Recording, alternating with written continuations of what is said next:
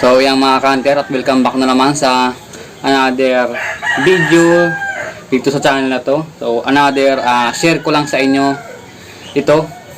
Yan. So pero bago tayo magsimula, yan, sa mga gustong matuto ng ating marble gun na DAG o denatured alcohol gun, so panoorin itong video na to. Wag nyong skip o wag nyong i-forward para maintindihan nyo kung paano siya gumagana. Pinangtiksay ko yung denatured alcohol gun natin o yung marble gun o kung ano pa man yung tawag nyo dito sa ganito. Yan, boga. Yan.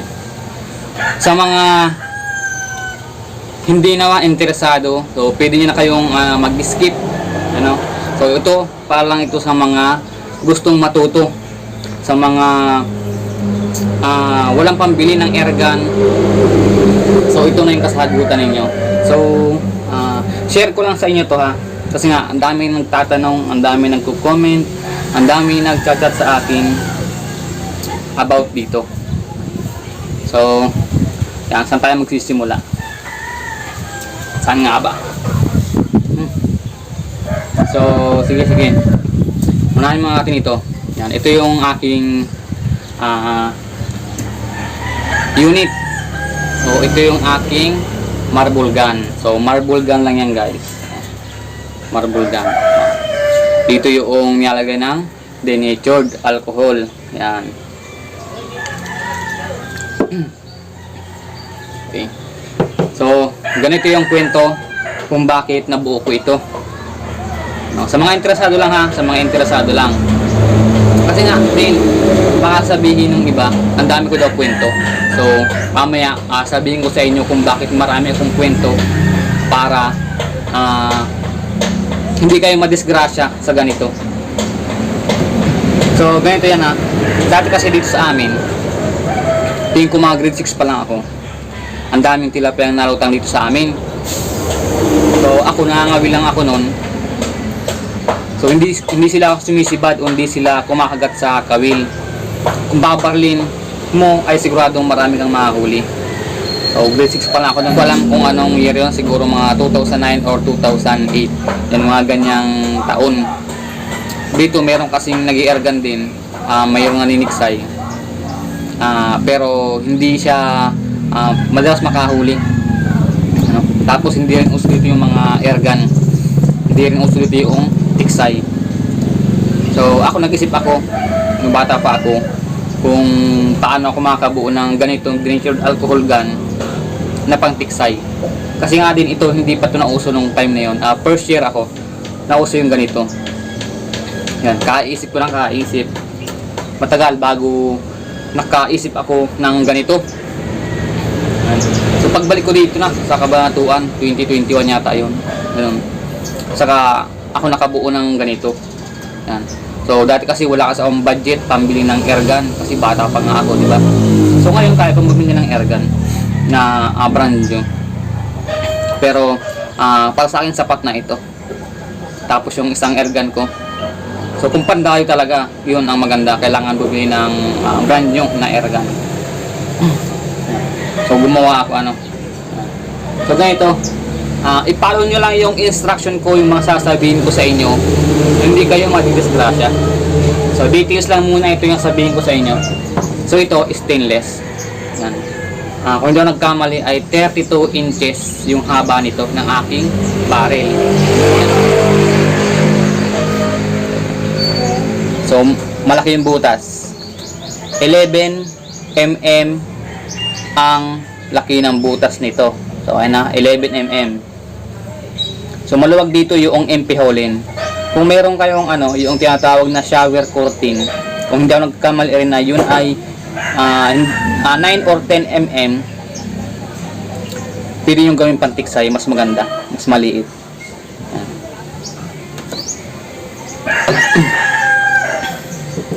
So ito ay bolt action. Yan. Tignan nyo ba? Pwedeng lagyan dito na sa empiholin. Pag kinasa ito, puputok na siya. Pero pag hindi yan kinasa, wala yan, hindi yan puputok. Wala. So, ang ginamit ko dito ay T. Ito yung T. Hindi elbow. Kasi karamihan ay elbow. So, sa akin T. Yan. So, dito naman yung tangke ko, ayan, mahaba yan. Kung dadangkalin ko, mahaba yan. Isa, dalawa.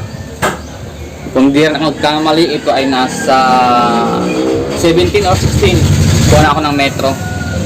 Ang tagal kasing mawala ng ingay dito. Ayan. Sukat natin yung barrel ko, ha. Ayan na. So, ang sukat talaga ng barrel ko ay nasa 93 centimeter.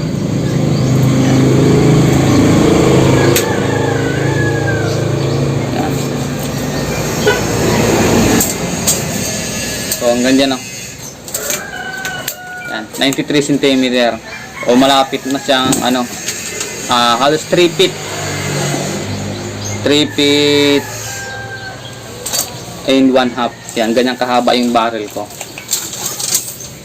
Tapos yung tangke ko naman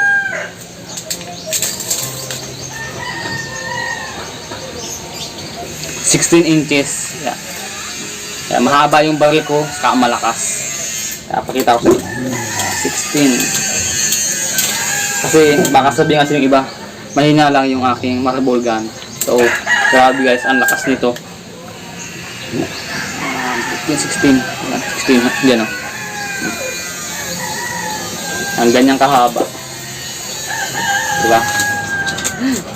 Kaya pang long range yung aking marble gun na pantiksay.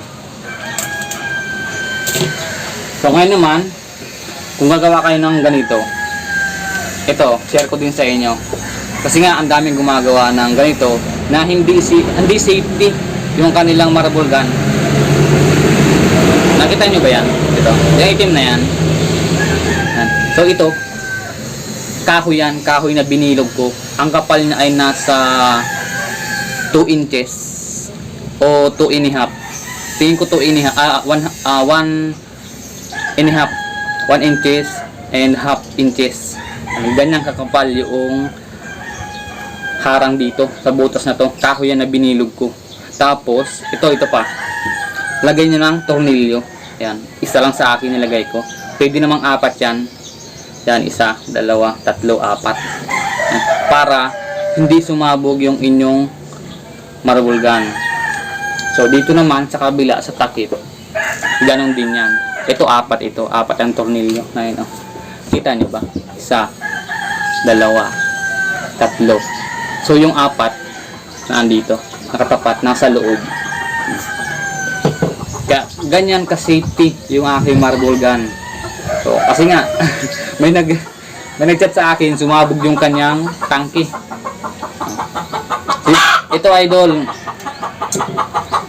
matagal ko nang ginagamit ito, hindi ito sumabog kahit yung bala ay hindi lumabas. Hindi sumabog yung tangke ko, hindi sumabog yung aking marble gun. Saka ito dito, kasi kung may mahina na part sa ating marble gun, malamang ay sasabog sana ito. Hindi yan sumabog. Ayan. Lagyan yung kahoy. Kung kaya nyo gumawa ng 2 inches ang kapal, salpak nyo sa hose nyo o sa tangke, sa PVC. Sa akin kasi ano to, hose na makapal, hindi siya PVC. Ganun guys to para sa akin ay 100% na safety. Tapos isa pa doon, para maging safety tayo kapag gagamit tayo ng marble gun. So ito ang tip ko sa inyo. Kasi nga, ayan idol, yan sa nagtatat sa akin kung paano gumawa ng bala sa marble gun.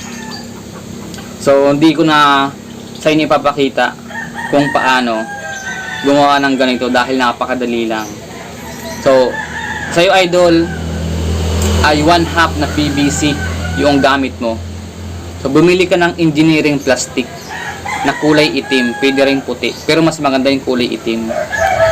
Meron nung sa Lazada. So matagal ko na kasing yun nabili, kaya hindi ko na mahanap yung link. Pero search mo lang engineering plastic.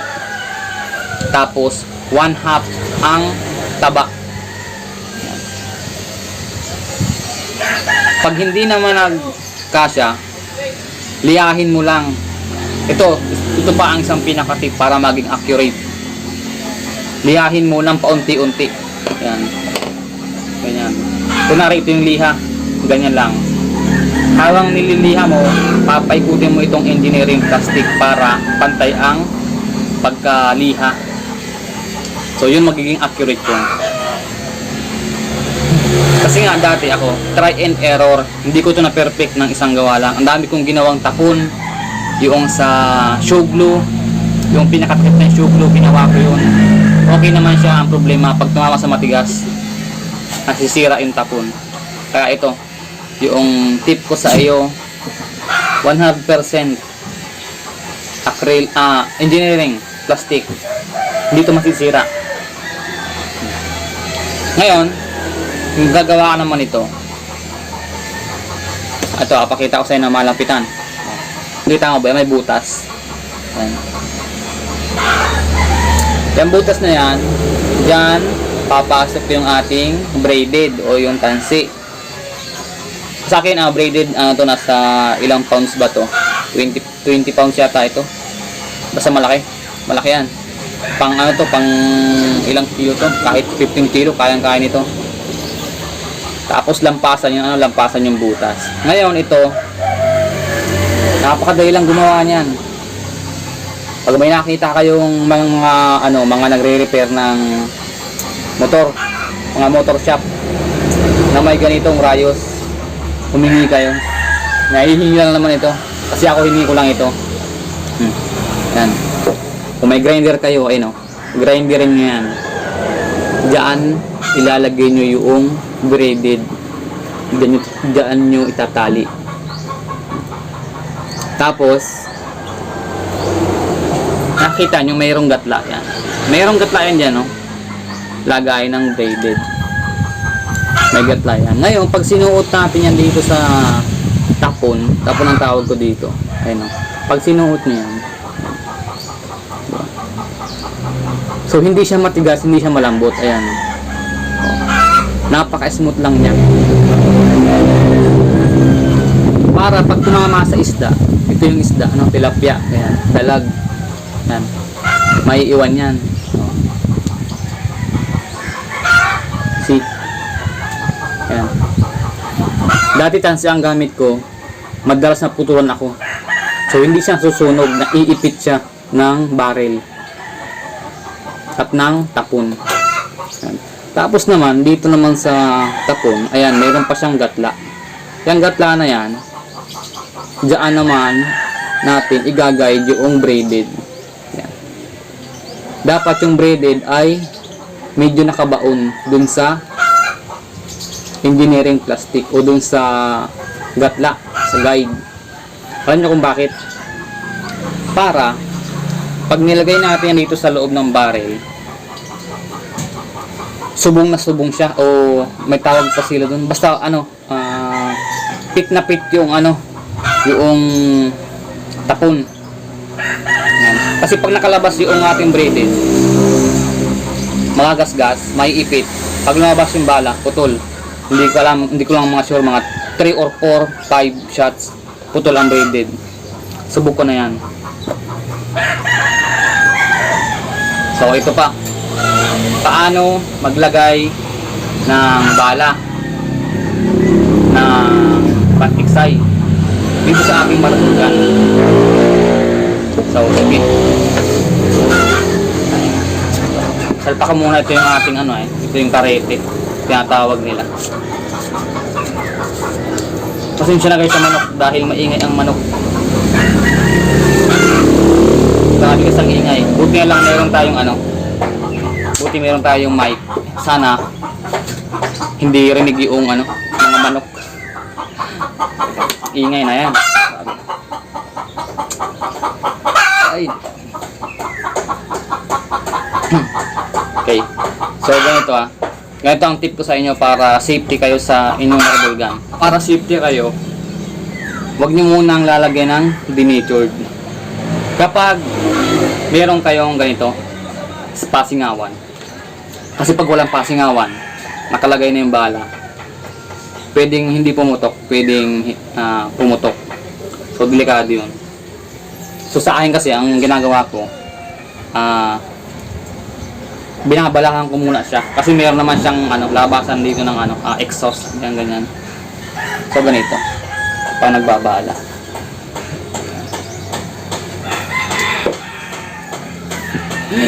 Sana idol pala naging safe ka. Sana hindi ka na nadisgrasya. Ayan. Hahanapin mo lang yung guide. Diba? Yan guide. So ngayon, ganyan. So ito kasi, saktong-sakto ito. Kaya yung bala, hindi siya umaalog yung takon. Ayan. Kahit yung daliri ko lang. Ayan. Ngayon, meron akong fiberglass sa payong ito. Kung wala kayo nito, kahit na pwede yung panundot, pwede yung pantiksay, pwede rin yun. Ang nabibili sa online. Yan, ganun lang.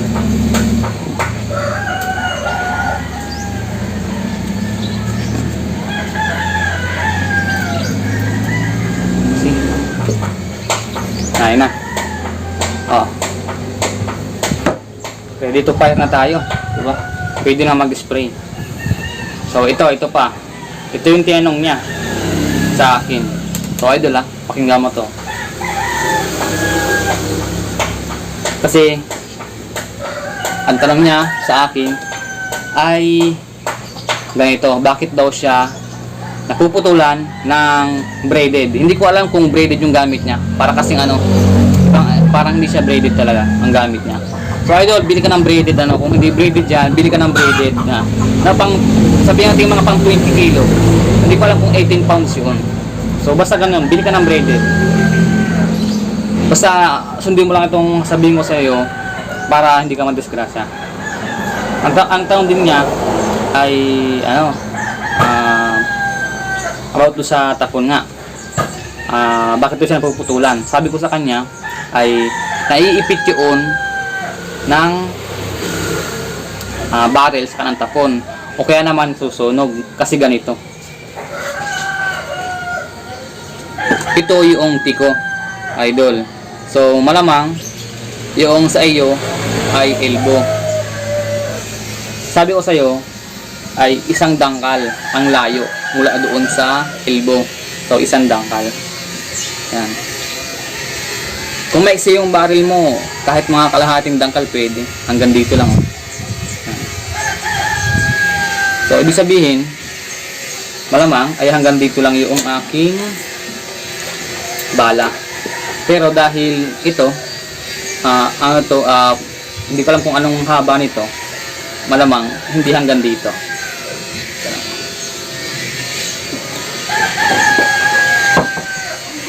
Ibig ko sabihin, ayan. Ayun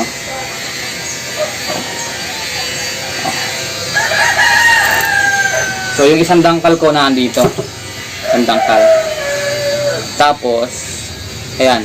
So ibig sabihin yung tapon ko hanggang dito lang. Yan yung tapon ko hanggang dito lang.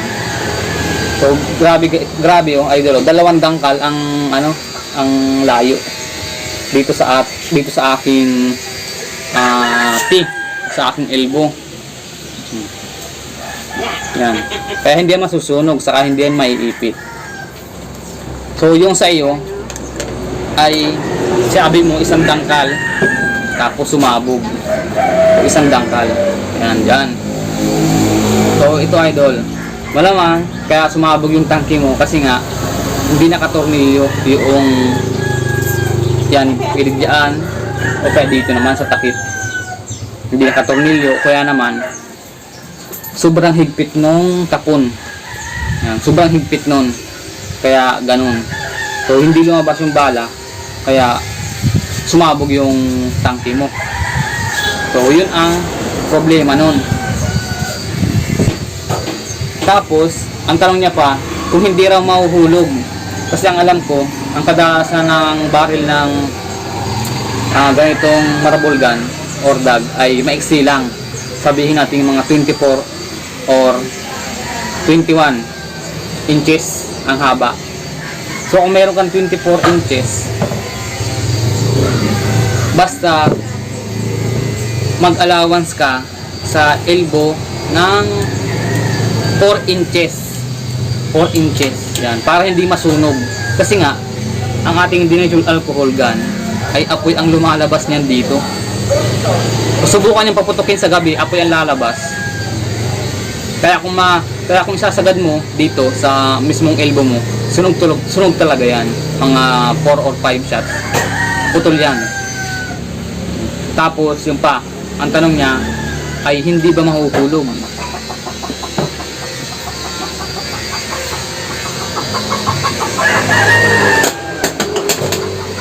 Ayun.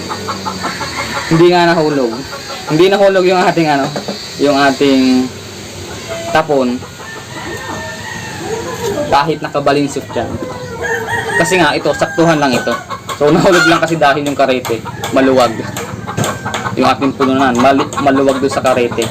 So yun lang idol ang may share ko sa inyo, no. Sana ay naintindihan mo yung aking gawa sa aking denatured alcohol gun na gamit na pantiksay. So sana idol, gayahin mo lang ito para hindi ka madisgrasya. Lagay mong tornilyo, safety first. Tapos ganito nga. Yan, dapat sakto lang siya, hindi siya mahigpit, hindi siya maluwag.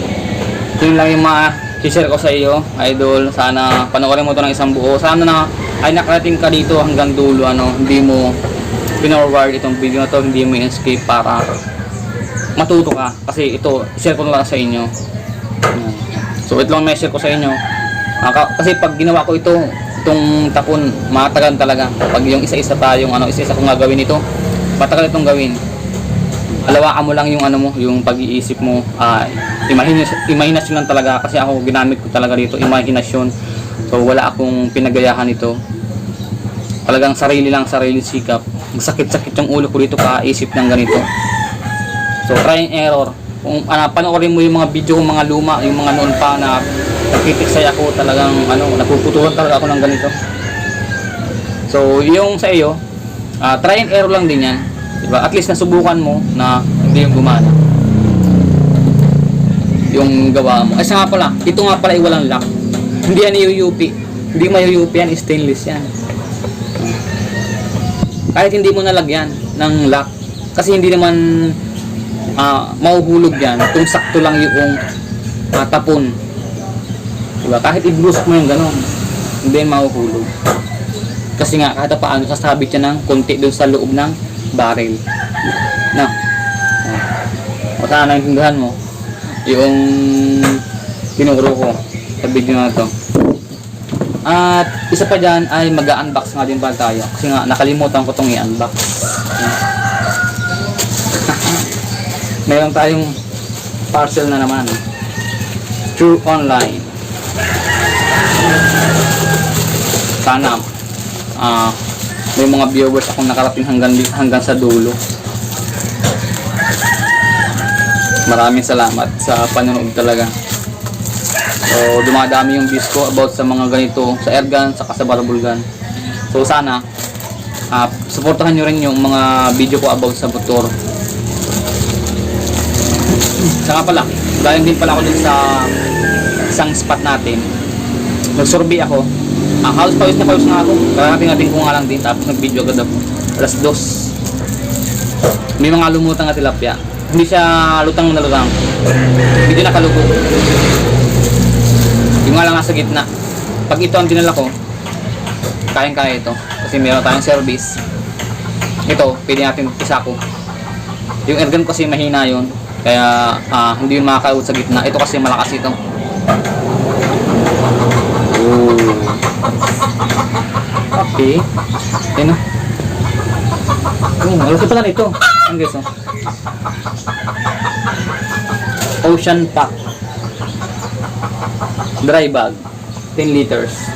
Kulay gray yung binili ko. So ito naman pala ay mga gamit ko kapag magpi-fishing tayo dito sa amin.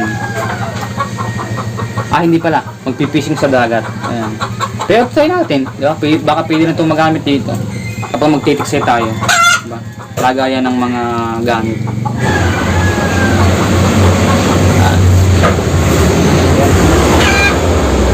Okay naman siya. So lagayan ito ng mga gamit, lagayan ng mga kawil, ganyan. Pwede. So yun lang guys ang may share ko sa inyo. Wala pa tayong spot na pwedeng mapag-fix yan. Sa mga viewers ko na gustong panoorin itong aking marble gun na gamitin para pang-tiksay, so pasensya na mga idol, pasensya na mga hunter, wala talaga. Pilit ko mang naghahanap lang ako ng mga spot dito sa amin. Talagang alanganin, magiging kwento lang yung video natin kapag mag-tiksay tayo kasi wala tayong makahuli. So yun lang mga idol, mga hunter. So maraming salamat sa panonood. Abang-abang lang sa next video natin. Sana makapag-tiksay tayo. Ang gaan na.